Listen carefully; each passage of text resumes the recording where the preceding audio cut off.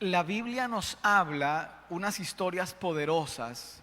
Entre ellas la Biblia cuenta la historia de unas mujeres tremendas en medio de una cultura machista que era la cultura judía. Toda la cultura oriental tenía la tendencia a ser una cultura machista, pero Dios, para algunos, pero Dios es como machista. No, Dios no es machista. Es más, Dios en la Biblia da protagonismo a varias mujeres, ¿sí, sí o no? Por ejemplo, hay un libro que se llama el libro de Ruth, así se llama, Ruth, la historia de una mujer llamada Ruth y su suegra llamada Noemí. ¿Ah? Hay otro libro, por ejemplo, que se llama el libro de Esther. Dios da protagonismo y dedica todo un libro para hablar acerca de Esther, una reina. Y así usted va a ver en la palabra de Dios cómo Dios en el Antiguo y Nuevo Testamento da protagonismo a las mujeres. Y en el libro de Jueces hay una historia de una mujer que llegó a ser gobernadora de Israel. No había reyes en ese tiempo, ella no era reina, pero sí era gobernadora. Una mujer tremenda, llamada Débora, así se llamaba. Esa mujer gobernadora de Israel, y la Biblia dice que también era profetisa. Tremendo. Entonces, esa mujer, como tenía el don de profeta, le mandó a decir un hombre una palabra de profecía, y ese hombre se llamaba Barak. Barak. Y la razón que le mandó a Barak era algo como esto. Le dijo: ¿no te ha mandado Jehová, Dios de Israel, a que juntes un ejército y pelees contra los enemigos? ¿Y no te ha dicho Dios que si tú vas y peleas contra los enemigos de nuestro pueblo, Dios va a entregar a tus enemigos en tu mano? O sea, parece que ya Barak lo había escuchado, o lo había sentido, o de Dios lo había hablado, pero aquí aparece la voz de esta mujer llamada Débora, diciéndole a Barak, con otras palabras, diciendo: papito, muévase, despelúquese.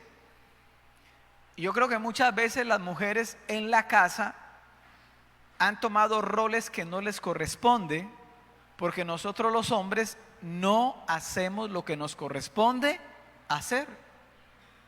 Entonces, mujeres que en la casa son las que convocan a los chicos a la iglesia, mientras el marido dice: no, yo no le impido que ella vaya, que lleve los niños, es más, yo le digo que rece por mí. O que cuando es la mujer la que convoca al devocional: a ver, los niños todos al devocional, vamos, y el papá ya: no, yo ahorita no tengo tiempo, que no hay que. Acuérdese que Josué dijo: yo y mi casa serviremos a Jehová. Y mientras haya un varón en casa, ¿sí?, esa frase, yo y mi casa serviremos a Jehová, no luce en los labios de una mujer, con todo respeto. Porque la responsabilidad de velar por el bienestar integral de la familia, Dios lo puso inicialmente en nosotros los hombres. ¿Aló?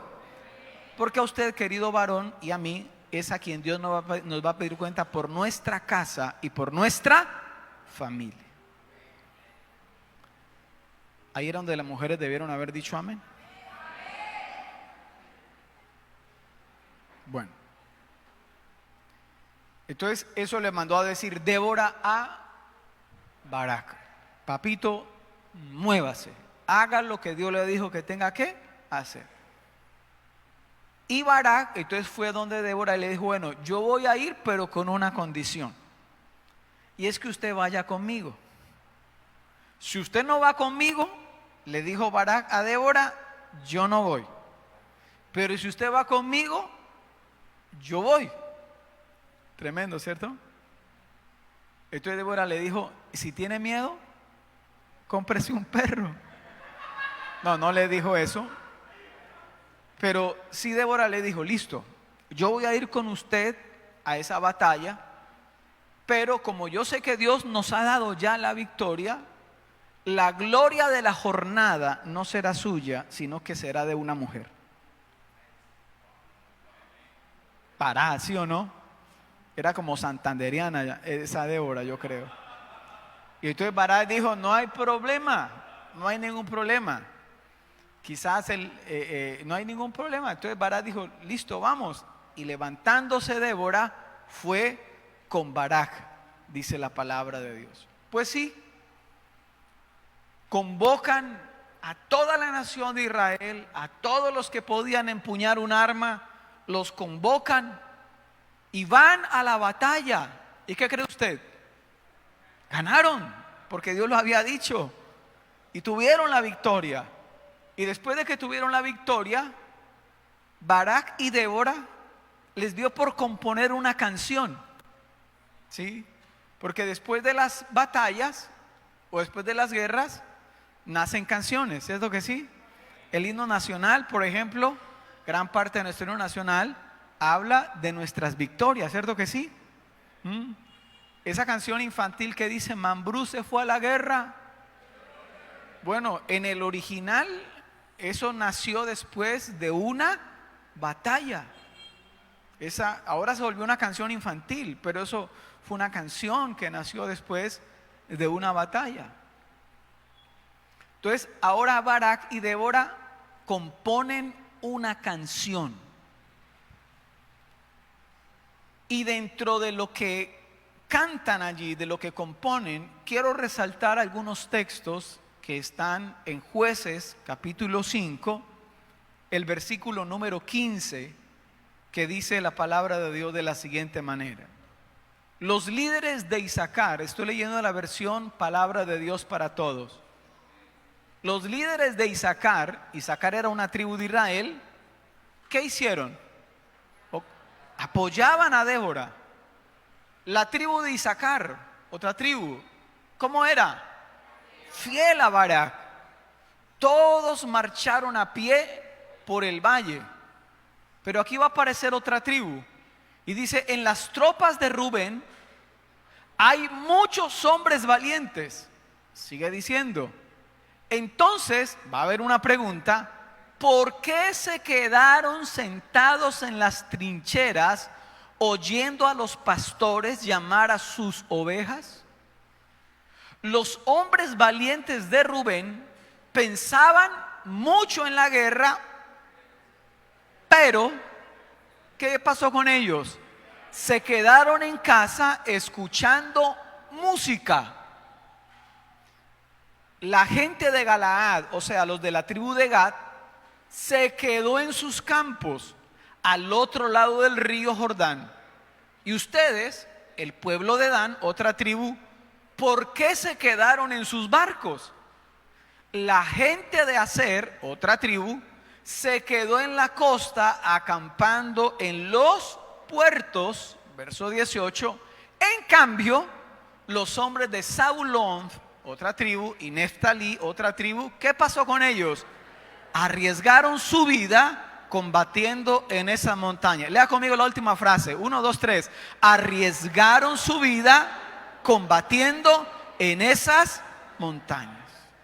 Entonces aquí Barak y Débora van a hablar en su cántico, hablan de las tribus que arriesgaron su vida, pero también va a hablar de otras 3 tribus, que es la tribu de Rubén, la tribu de Dan y la tribu de Aser, que en lugar de ir a la guerra, y usted si se dio cuenta en lo que leyó, se repite una palabra respecto a estas 3 tribus, y es se quedaron. No fueron. En ese caso Mambrú no fue a la guerra, se quedaron. Y en el caso de la tribu de Rubén, dice la Biblia que tenían muchos hombres valientes, pero cuando les tocaba responder como debían responder, no lo hicieron, se quedaron. ¿Hola? Por eso el título de esta palabra es no hacer nada también es un pecado. Dígale eso a alguien que tenga por ahí cerca, dígale, no hacer nada también es un pecado. Ese dicho, es que yo no hice nada malo, Sí, pero tampoco hiciste nada bueno. La Biblia dice de la siguiente manera, dice, el que sabe hacer lo bueno y no lo hace, le es pecado. ¿Sí? ¿Conocen ese versículo? Otra vez, el que sabe hacer lo bueno y no lo hace, le es pecado.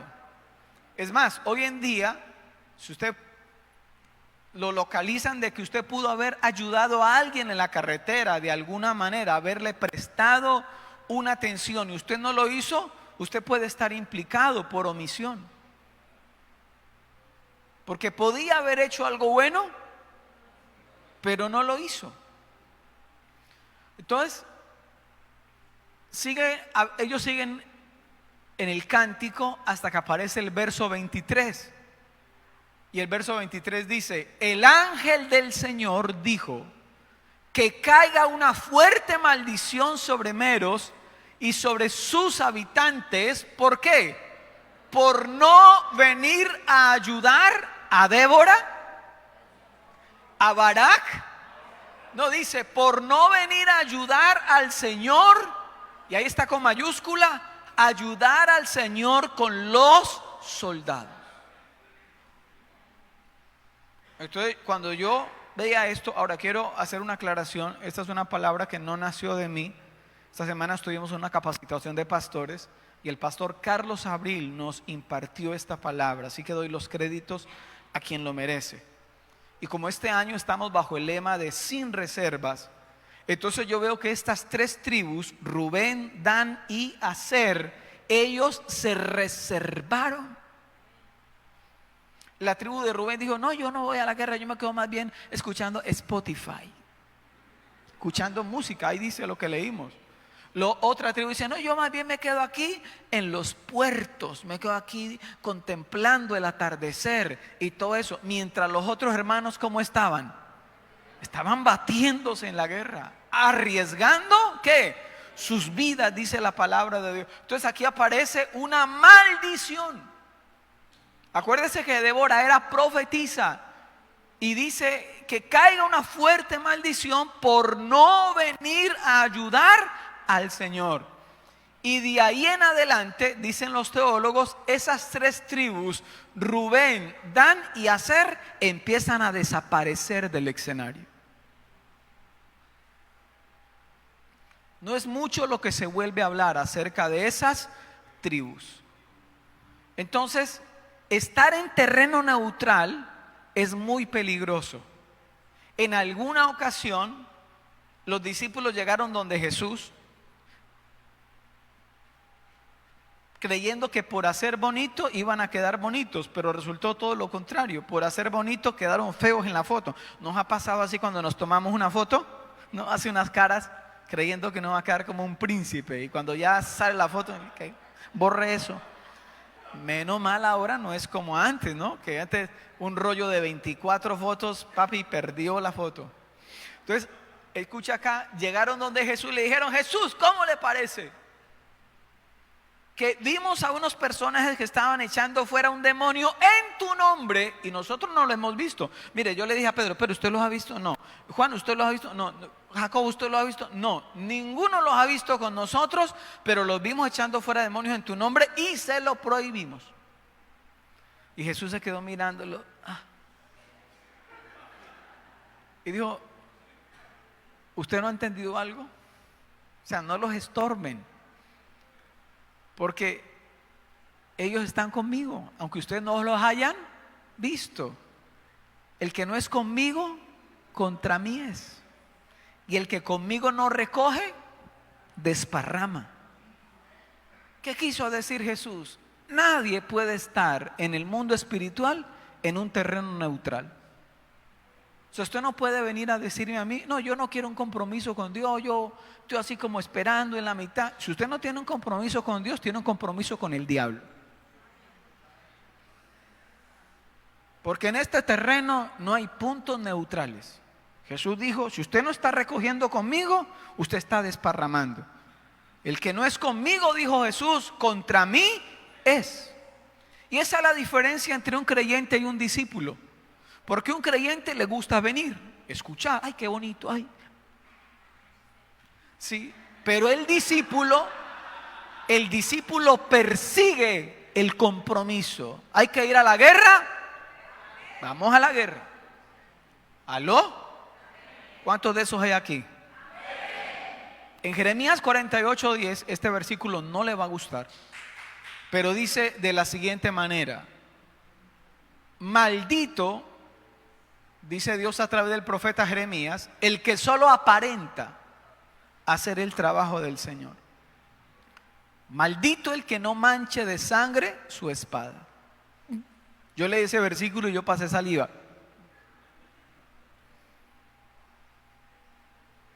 Y quizás podemos hacer la obra de Dios, o quizás estemos aparentando hacer. En el grupo de alabanza, yo les tengo una tarea a los del grupo de alabanza. Yo les digo, señores, aquí en este grupo necesitamos 3 cosas. Necesitamos una vida espiritual firme. Necesitamos trabajar en la unidad. Y segundo, necesitamos practicar.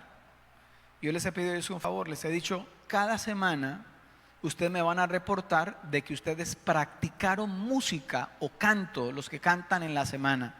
Y van a reportar cada semana ahí, misión cumplida. Solamente reporten la frase misión cumplida. Y yo, como hago parte del grupo de alabanza, pues yo puedo reportar ahí misión cumplida. Y aparenté hacer, sin hacer. Y a la Biblia aquí en lo que acabamos de leer dice, maldito el que aparenta hacer la obra de Dios. El que no mancha de sangre su espada. ¿Sí? Piensen esto. Como que llegan los soldados de la batalla y todos están vueltos nada. Sus espadas están manchadas, pero llega uno así todo titino, intacto, tal como se fue, con su espada limpiecita y todo eso. ¿Usted qué piensa? Ahora pregúntele a alguien de confianza, ¿cómo está su espada? ¿Cómo está su espada? ¿Cómo está? Hay gente que dice, ay, pastor, es que yo trabajar en la obra de Dios, uy, pastor, estoy tan cansado. Claro que uno se cansa. Esta labor cansa. Servirle a Dios cansa. O sea, es un privilegio, pero nuestro cuerpo, ¿qué pasa? Pablo dijo, yo me desgastaré a mí mismo. Pero aquí aparece una promesa que está en Isaías que dice que Dios multiplica las fuerzas al que no tiene ningunas. ¿Aló?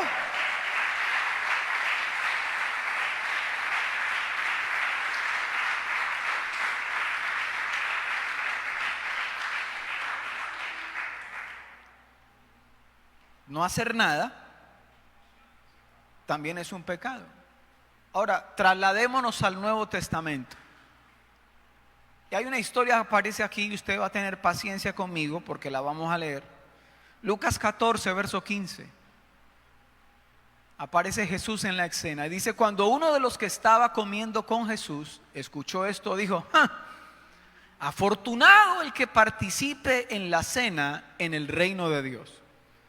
Entonces Jesús le dijo, un hombre estaba preparando una gran cena e invitó a ¿cuántos? Cuando llegó la hora de la cena, mandó a un siervo a decirles a los invitados, vengan, que todo está listo.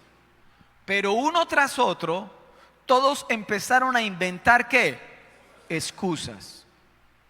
El primero dijo, compré unas tierras y ahora debo ir a revisarlas. Por favor, discúlpame. Otro dijo, compré 5 yuntas de bueyes y ahora debo ir a probarlos. Por favor, discúlpame. Otro dijo también, me acabo de casar y no puedo ir. Cuando el siervo regresó, le contó a su patrón lo que habían dicho. El patrón, ¿qué pasó con él? Se enojó mucho y le dijo, ve rápido a las calles y a los callejones de la ciudad y trae a la cena a los pobres, a los lisiados, a los ciegos y a los cojos. Después el siervo le dijo, patrón, he hecho lo que me has ordenado y todavía hay espacio para más gente. Entonces le dijo el siervo: ve a los caminos y veredas y haz venir a toda la gente para que ¿qué? Se llene mi casa. Porque les digo que ninguno de los que habían sido invitados probará mi cena. ¿Se dan cuenta del relato que es comparado con el primero? Es el mismo gato pero revolcado. Tal cual. Rubén, Dan y Aser no fueron.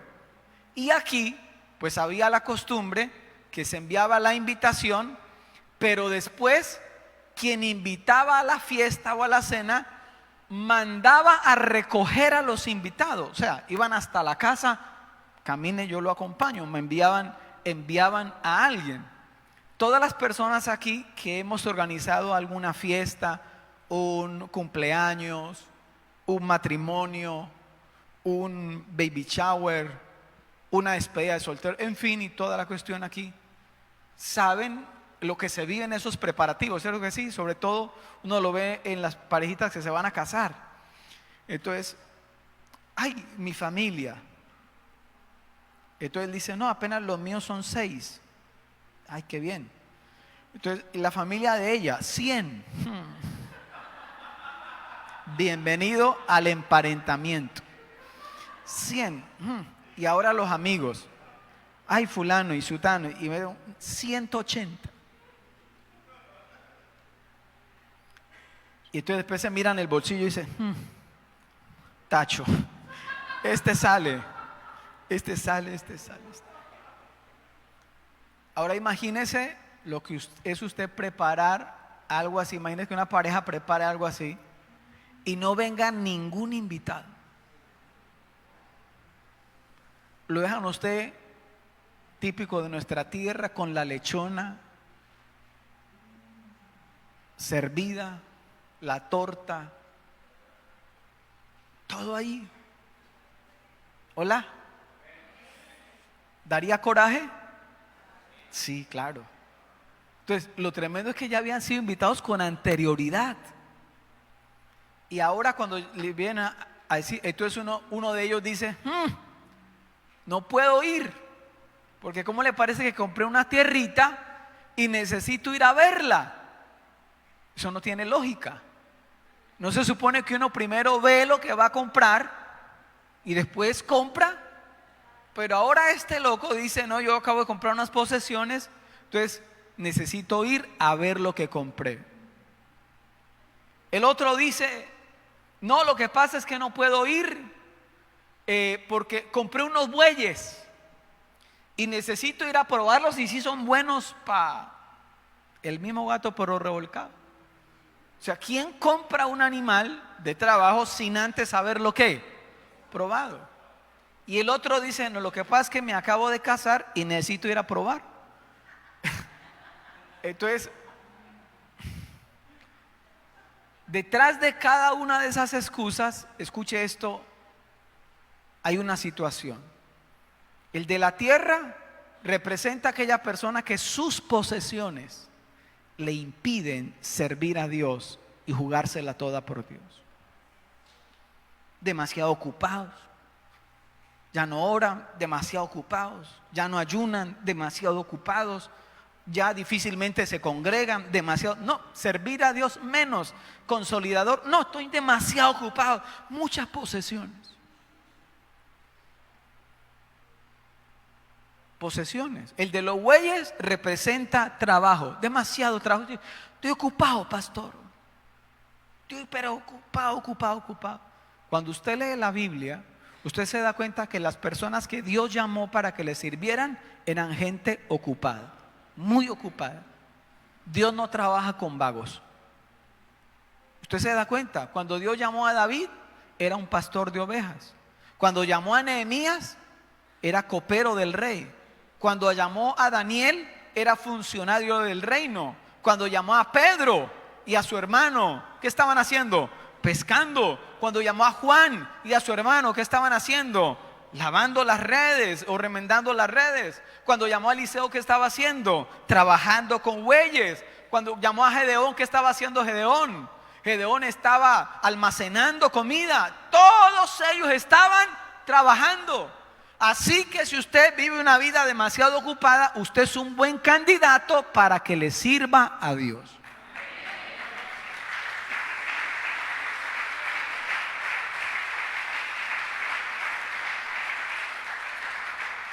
Entonces uno puso por encima las posesiones, otro puso por encima el trabajo, otro puso por encima las relaciones sociales.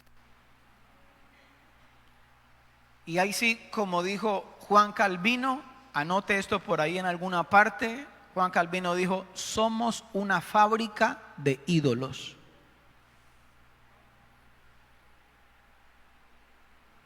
Nos da posesiones, pero hacemos de esas posesiones un ídolo. Nos bendice Dios, nos da trabajo, pero hacemos de ese trabajo ¿qué? Un ídolo. Nos rodea de una familia, de unos hijos, de unos padres, pero hacemos de personas un ídolo.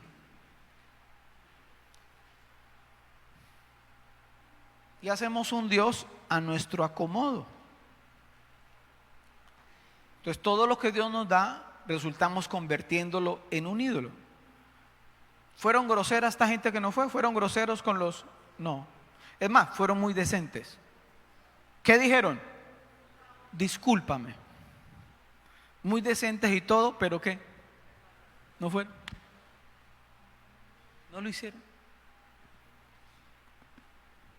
Entonces, por eso al final dice, bueno, entonces que se llene mi casa, vayan por los caminos, por los vallados, traigan lo que se encuentren. Pero mi casa se llena porque se llena. ¿Aló? Y Dios trabaja con personas que no tengan nada que perder. ¿Y sabe por qué usted y yo estamos aquí hoy? Nosotros también fuimos invitados a la cena de Dios. ¿Sí o no? Pero usted y yo no fuimos de los primeros que invitaron. Nosotros somos de los que Dios le tocó salir por los caminos, por los vallados. Perdónenme que lo voy a decir así, somos los mancos, tuertos, cojos, sordos, mudos. Porque el pueblo judío no quiso, a lo suyo vino y los suyos no le recibieron. La cena estaba servida primero para los judíos, pero resultaron crucificando al Hijo de Dios. Aquel que fue a invitarlo a decirle, papá los está esperando a la mesa, lo crucificaron. Entonces Dios dice, como los judíos no quisieron, mi pueblo no quiso, se abre la puerta para que los no judíos entren y que se llene mi casa. Denle un aplauso a Dios por eso.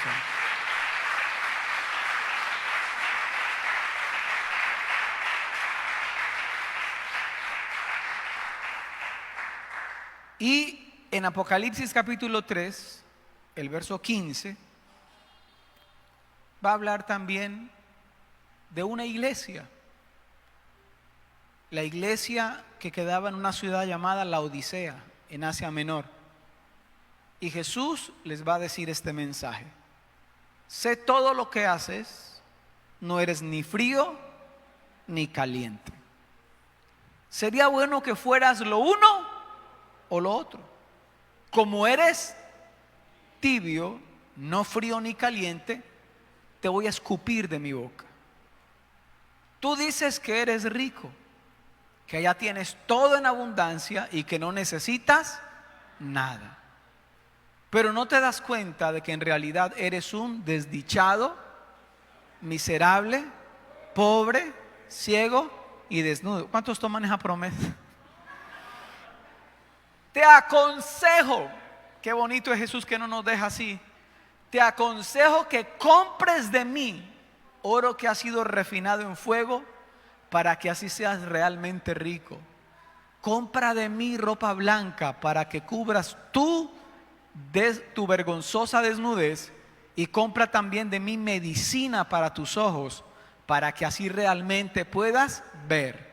Yo corrijo y castigo a los que amo. Así que esfuérzate y ¿qué? Y cambia. Mira, Aquí estoy llamando a la puerta. Si alguien escucha mi voz y abre la puerta, entraré, cenaré con él y él conmigo. Al que salga victorioso, le permitiré sentarse a mi lado en mi trono. De la misma manera que yo conseguí la victoria, y termina diciendo, y me senté al lado de mi Padre en su trono. Oigan bien lo que el Espíritu dice a las iglesias. ¿Por qué Dios toma esa figura de decir, ustedes no son ni fríos ni calientes, son tibios? Porque la Odisea se jactaba de tener su propio acueducto. Y claro, por el sol el agua llegaba tibia. Así como nos pasa aquí en estas tierras cuando usted tiene su tanque de reserva allá al sol. Usted se baña a las 4 de la tarde y usted le cae candela encima. Usted no sabe si bañarse o aplicarse pañitos húmedos. ¿Qué hago? Entonces, por eso es que Dios toma esa figura y Dios dice, ustedes no son ni fríos ni calientes, ustedes son tibios. Y como son tibios, dice ahí esa expresión en la palabra de Dios para todos, yo los voy a escupir de mi boca. Y es que la Odisea era una ciudad muy rica, tenía industria textil, producían productos medicinales como el colirio. Y por eso Jesús les dice, señores, compren de mí medicina para que sanen sus ojos, porque ustedes creen que no necesitan nada. Y ustedes creen que yo estoy con ustedes, pero ustedes me dejaron afuera. Así que compren de mi colirio, medicina para sus ojos, para que puedan ver la realidad. Yo se lo pregunto de esta manera: si Cristo viene hoy por su iglesia, ¿usted se va o se queda? La respuesta a esa pregunta define si usted es frío o caliente, o tibio. Yo como pastor yo diría, no, frío no, por lo menos tibiecito, que uno lo toque y que uno diga, sí, pero no diga que frío. Pero a mí me impresiona Jesús que dice, no, yo no quiero a medias. O eres frío, frío, frío, o eres caliente. ¿Hola? Términos medios Dios no quiere. Jesús hubiera preferido que esa congregación hubiera sido o extremadamente indiferente o extremadamente apasionada por Dios. Pero Dios no quiere términos medios. No nos engañemos a nosotros mismos, iglesia. Este es un llamado de parte de Dios a entregarnos a Él sin reservas. La Biblia habla que Jesús así lo hizo. Dice que Él no escatimó el ser igual a Dios como cosa a que aferrarse. Así como cuando su bebé, que usted lo metió al jardín en este año, ¿sí? Al segundo día se aferraba de usted de la puerta de la reja. No me lleve al jardín. ¿Sí? Jesús, dice la Biblia, que Él no se aferró. No, Padre, no me envíes. No, Él lo dijo, heme aquí, envíame a mí. El que no escatimó el ser igual a Dios como cosa que aferrarse, sino que dice la palabra que se entregó a sí mismo por nosotros.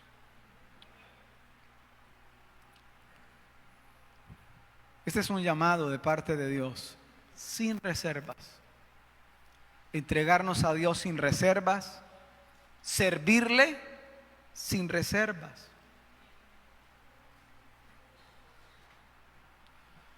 Si Dios nos pide que le sirvamos a Él, es por causa de otros. Míreme, usted tiene dones, talentos y llamados. Don de servicio, don de hospitalidad, don de profecía. Algunos de ustedes tienen el don de sanidad.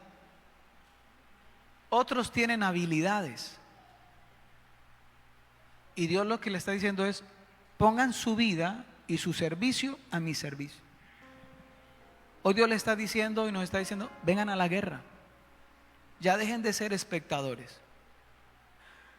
Ya no sean más tibios. Vengan.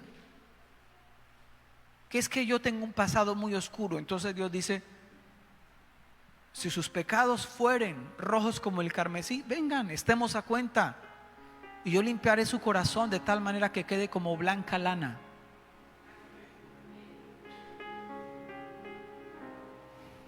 No me arrepiento. El día que a mis 17 años, en un altar, yo le dije a Dios, yo te entrego mi vida, yo no quiero seguirte más de lejos, yo quiero seguirte y yo quiero servirte. ¿Cómo? No sé, ¿en qué? No sé, pero si tú puedes, si mi vida puede serte útil, heme aquí.